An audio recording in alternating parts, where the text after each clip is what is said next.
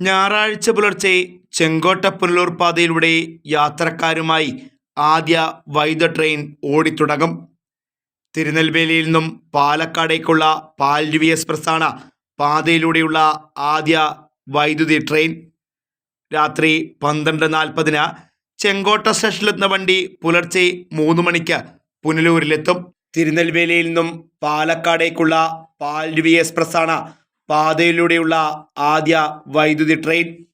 രാത്രി 12:40 ചെങ്കോട്ട സ്റ്റേഷനിലെത്തുന്ന വണ്ടി പുലർച്ചെ 3 മണിക്ക് പുനലൂരിലെത്തും.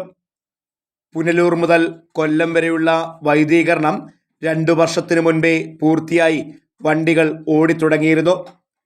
ചെങ്കോട്ട മുതൽ പുനലൂർ വരെ ചെങ്കോട്ട ട്രാക്ഷൻ സബ്സ്റ്റേഷനുള്ള വൈദ്യുതിയാണ് ചാർജ് ചെയ്തിരിക്കുന്നത്. തുടർന്നുള്ള കൊല്ലം വരെ പെരിനാട് സബ്സ്റ്റേഷനുള്ള വൈദ്യുതിയും ഉപയോഗപ്പെടുത്തും. 1904 കൽക്കരി വണ്ടി ഓടി തുടങ്ങിയ പാത ഇനി പൂർണ്ണമായും വൈദ്യുതി വണ്ടികൾക്ക് വഴിയൊരുക്കും. ദക്ഷിണ റെയിൽവേയുടെ അനുമതി കൂടി ലഭിച്ചതിൻ്റെ അടിസ്ഥാനത്തിലാണ് ഞായറാഴ്ച മുതൽ പാതയിൽ യാത്രക്കാരുമായി വൈദ്യുത വണ്ടികൾ ഓടുന്നത്. ചെങ്കോട്ട മുതൽ പുനലൂർ വരെ ഓവർഹെഡ് ലൈനിൽ 25 kV വൈദ്യുതി പ്രവഹിച്ചതിൻ്റെ അടിസ്ഥാനത്തിൽ 2 തവണ വൈദ്യുതി എഞ്ചിനുകൾ പരീക്ഷണയോട്ടം നടത്തിയിരുന്നു. 30 കിലോമീറ്ററാണ് പാതയിലൂടെയുള്ള ട്രെയിനുകളുടെ വേഗത. വനവും മലഞ്ചെരിവുകളുമുള്ള പാതയിൽ പെട്ടെന്നുള്ള ബ്രേക്കിങ്ങും വേഗത കുറയ്ക്കലും വേണ്ടിവരും.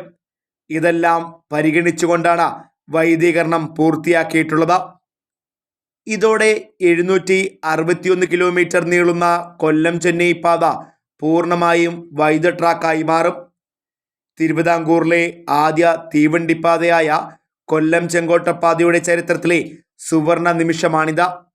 വൈദ്യുതീകരിച്ച കൊല്ലം പുനലൂർ പാതയിൽ 1.5 വർഷമായി വൈദ്യുതി യാത്രാ വണ്ടികൾ ഓടുന്നുണ്ടെങ്കിലും തമിഴ്നാട്ടിലേക്കുള്ള വണ്ടികൾ ഡീസൽ എഞ്ചിൻ ഉപയോഗിച്ചാണ് സർവീസ് നടത്തിയിരുന്നത്.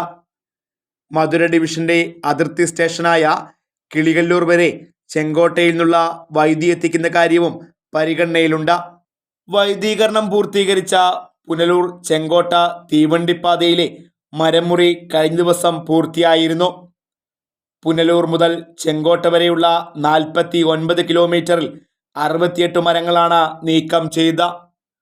പുനലൂരിൽ 1.5 വർഷം മുമ്പ് നിർമ്മാണം പൂർത്തിയാക്കിയ 110 kV ട്രാക്ഷൻ സബ്സ്റ്റേഷനിലേക്ക് KSEB വൈദ്യുതി എത്തിക്കാത്ത സാഹചര്യത്തിലാണ് ചെങ്കോട്ടയിലെ സബ്സ്റ്റേഷൻ അതിവേഗം പൂർത്തിയാക്കി വൈദ്യുതി എത്തിച്ച പ്രവർത്തന സജ്ജമാക്കിയത്. പുനലൂരിലെ സബ്സ്റ്റേഷൻ കൂടി പ്രവർത്തന സജ്ജമായാൽ തീവണ്ടിയോട്ടം കൂടുതൽ സുഗമമാകും. Fox TV news bureau, Punalur.